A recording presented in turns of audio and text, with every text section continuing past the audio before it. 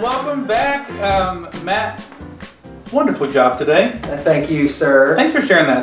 That's so good. Like, it's such a great message for today. Of like, we're wondering why and what good. Like, God, what are you doing? I don't know how many times I asked the Lord that, and like, why this or what are you doing, and is there purpose and meaning in this? Or it's just.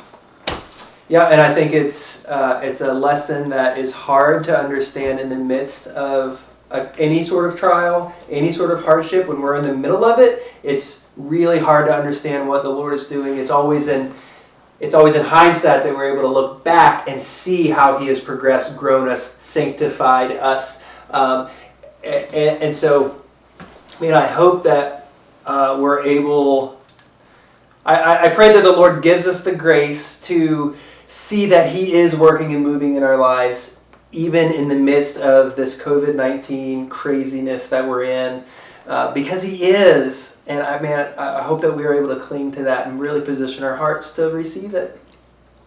I love that idea that it's that we're invited to participate in that, indirectly participate in that sanctification process by just having that posture of just curiosity and wondering what the Lord is doing, and being willing and in a position to receive and see and sense what's going on in our lives, what He's doing in there. Yeah, for us to already say yes, to Him, like before we know that what He's doing, right? Like to submit to Him and say, I'm going to trust you. Yeah. Mm-hmm. Yeah, it's good to know that God is a Father who loves us. And I love that line you gave too about it's not in our doing stuff that we remember. That we set ourselves apart. Like it's when we rest. Like God's like, hey, keep the Sabbath, because on the Sabbath when you rest, you remember it's not you who did the work. Like I did the work, and I'm doing the work. And you can trust me in that. And so rest. I love those 4 applications you had at the end too. Yeah. Of like stop. That's a great one. Step 1. It's so funny. Even in the midst of like quarantine, like the order to stop is still like, oh yeah, I should probably stop. Like we're still going. I feel like even in the middle of this crazy stuff. So as we, we're starting to see the light at the end of the tunnel. We are all hoping and praying that in a few weeks we're going to be getting back together.